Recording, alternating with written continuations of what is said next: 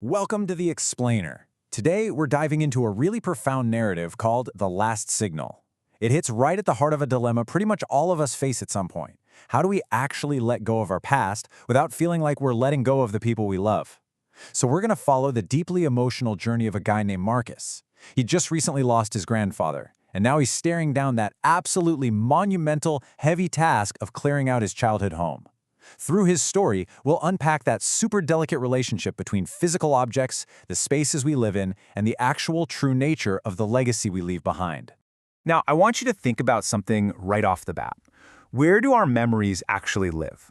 When someone passes away, we're usually left surrounded by their things, right? Their furniture, their clothes, the actual houses they built. And man, it's so easy to start believing that the essence of that person is somehow literally trapped inside those physical objects. We attach this incredible emotional weight to mere wood, fabric, and glass. But as we'll see in the source material today, tying our memories too tightly to physical spaces, that can actually end up trapping us in our own grief. Which brings us to Part 1, Relics of the Past. So, Marcus has reluctantly headed back from the city to the house that raised him. Way more than any apartment ever had. His grandfather passed away just 3 weeks ago, and the house is up for sale. Let's walk through this night, because it completely changes Marcus's perspective forever. He spends his whole evening doing that heavy, just heartbreaking labor of clearing out a dusty attic. He's totally surrounded by forgotten boxes and that very distinct smell of a life packed away. Fast forward to midnight, and the isolation has really set in. He's sitting in the kitchen, eating cold takeout, completely alone. But earlier, up in the attic, he'd found something under a torn blanket. It was this bulky, brown, shortwave radio. He almost left it up there, but something made him bring it down to the kitchen table. And then, at exactly 2:17 a.m., the impossible happens. The silent radio turns on, all by itself. And the duality of this object is just wild.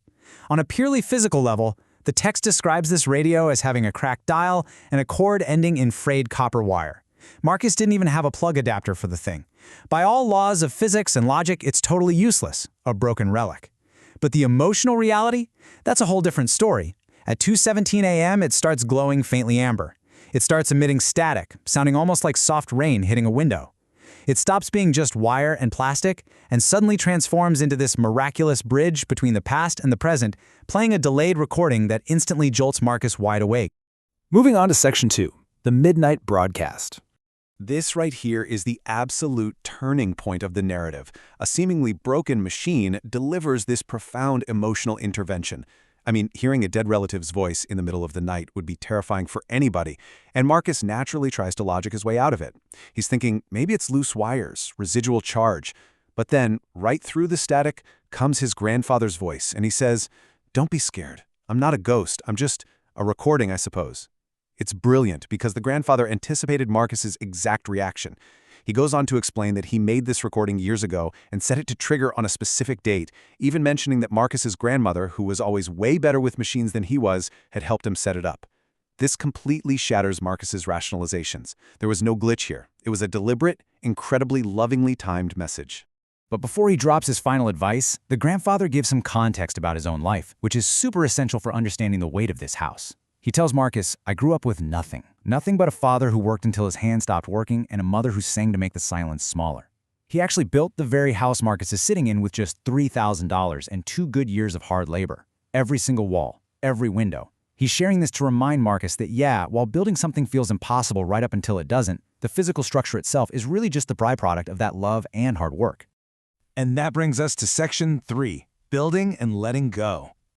So, how do you actually sell a house that your grandfather built with his own 2 hands, blood, and sweat, without feeling like you're completely betraying his memory? Well, to answer that, we really have to reevaluate how we define legacy. Legacy is the lasting impact, the values, and the memories passed down. It transcends the physical objects left behind. You see, Marcus is carrying around this immense inherited guilt. He feels personally responsible for preserving the physical space. But his grandfather's recording is about to completely decouple that physical space from his emotional legacy. Let's break down the specific advice his grandfather delivers through that amber glow. First off, he validates Marcus's struggle. He outright acknowledges that Marcus is going to have a hard year. Then he calls out a very specific habit. Ever since Marcus was 7 years old, whenever the world felt heavy, he'd sit on the porch and stare at the field out back, looking for answers. His grandfather tells him, very gently, to stop staring at the field. The answers aren't out there hiding in the dark. They're actually in what you do next. And most importantly, he gives Marcus explicit permission to sell the house without feeling a shred of guilt. Let's just pause for a second and let the gravity of that guidance really settle in. Just imagine the absolute wave of immense relief washing over Marcus right then. The grandfather is offering the ultimate realization of what we actually leave behind. He's actively freeing his grandson from the burden of real estate so that Marcus can finally hold on to what actually matters. And then, the grandfather delivers what has to be the most powerful line in the entire text. He says, "Walls aren't the memory, you are. Wherever you go, you carry this porch. You carry that field. You carry me." Just wow. The physical house is literally just wood and nails. The true monument to the grandfather's life isn't that building. It's Marcus himself. Simply by living, Marcus keeps the memory alive. He absolutely doesn't need the address to keep the love. Moving to our final part, Section 4, Carrying the Memory.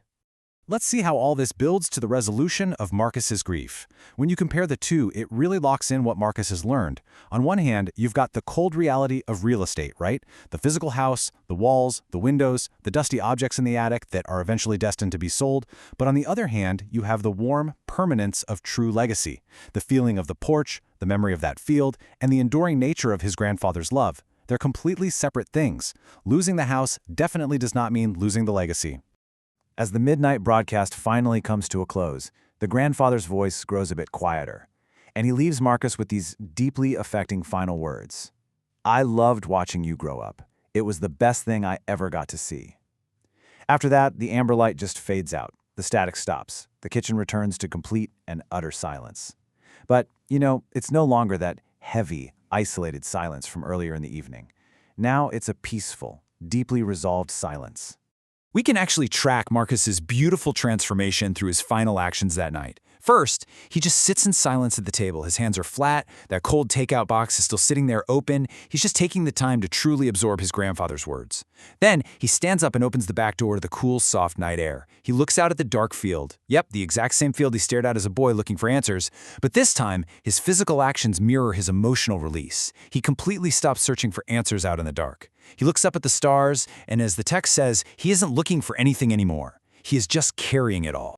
Which brings us to the end of our explainer today. And I want to leave you with a final, slightly provocative thought. Think about the people you've loved and lost, or even the physical places you've had to leave behind over the years.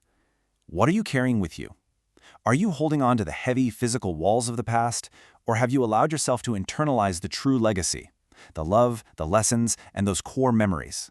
Because remember, the walls aren't the memory, you are. Thanks so much for joining me for this explainer, and I highly encourage you to really reflect on what intangible legacies you're choosing to carry forward into your own future.